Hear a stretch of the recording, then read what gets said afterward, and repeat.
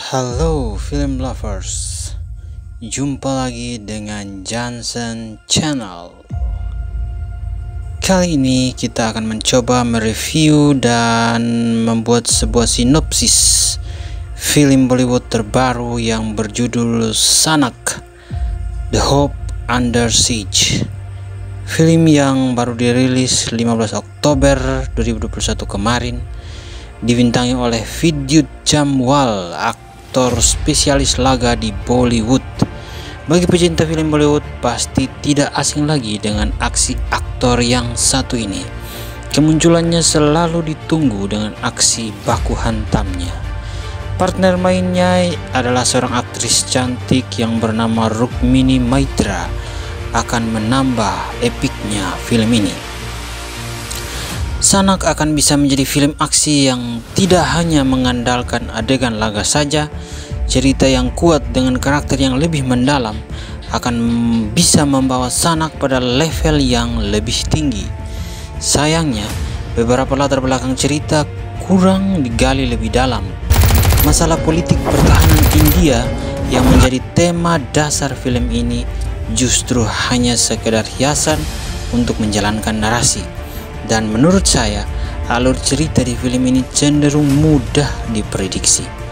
Dalam film Sanak ini narasinya tidak berbelit-belit, makanya bisa dikatakan dapat dipahami atau diprediksi alur ceritanya. Terlepas dari alur cerita yang mudah diprediksi, gaya berantem Vidyut Jamwal di film ini benar-benar luar biasa. Tanpa adegan gerak lambat yang berlebihan, tendangan dan pukulan Vivan alias Vidyut Jamwal terasa mengena dan tepat sasaran. Hal ini semakin lengkap dengan dukungan tim audio yang berhasil menghidupkan suara-suara ini. Suara pukulan dan tendangan Vidyut Jamwal cukup membuat penonton film India tidak minder dengan film aksi Hollywood. Para penjahat di film Sanak ini pun bukan orang sembarangan. Mereka bisa memberikan perlawanan yang cukup merepotkan bagi Vidyut. Beberapa aksi berantemnya mengingatkan saya pada adegan di film-film aksi yang dibintangi oleh Jackie Chan. Gaya Jamwal ketika menyiapkan pukulan andalan ataupun kuda-kuda mengingatkan saya pada gaya Jet Li dalam film Tai Chi Master. Koreografi aksi dari Andreas Nguyen berhasil memadukan gaya dua bintang laga Jackie Chan dan Jet Li pada Vidyut Jamwal. Berbicara tentang film India, tentu takkan pernah lepas dengan lagu-lagu India. Sunhai dari penyanyi yang sedang laris manis Jubin Nautiyal ditempatkan di bagian awal. Untungnya setelah itu tidak ada lagi lagu-lagu yang mudah mengubah sensasi tegang. Lagu Oyara Dilgana dari Stephen Band ditempatkan di akhir film saat penayangan closing credit. Ya, film lovers, demikian dulu reviewnya. Kita ke alur ceritanya dulu. Oke. Vivan Ahuja atau Vidyut Jamwal, seorang pelatih MMA, Mixed Martial Arts, dan istrinya Ansika Maitra yang diperankan oleh Rukmini Maitra, seorang wanita yang memiliki penyakit kelainan jantung. Saat pasangan ini merayakan ulang tahun pernikahan yang ketiga, mendadak Ansika pingsan. Segera Vivan membawa ke rumah sakit untuk menjalani pemeriksaan medis, dan di sana dia terpaksa harus dirawat.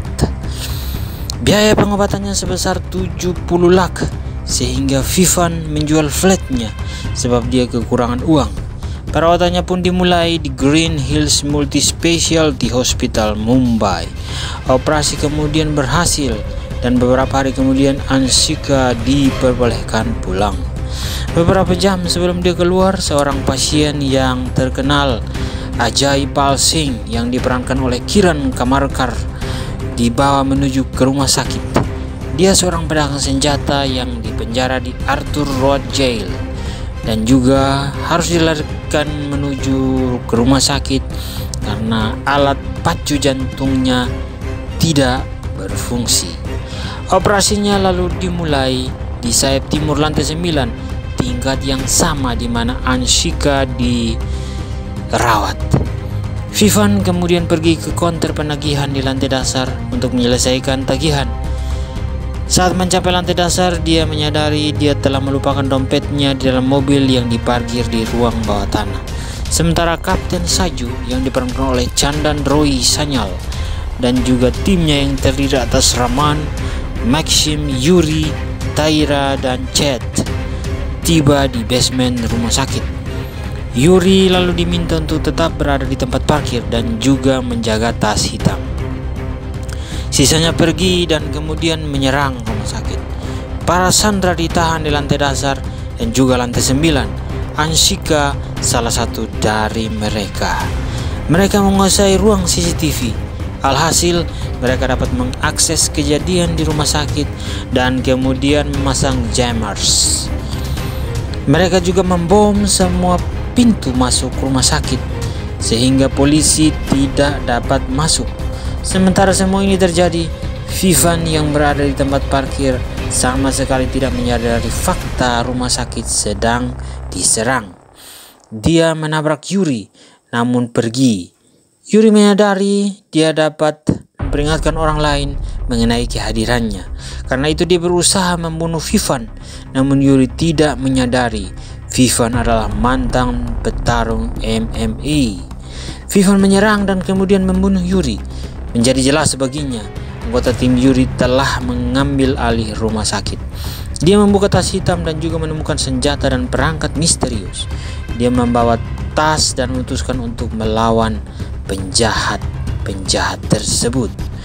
Apa yang terjadi berikutnya, Anda bisa menyaksikan lebih lanjut dalam film ini lebih lanjut lagi. Demikian sinopsis film ini. Terima kasih.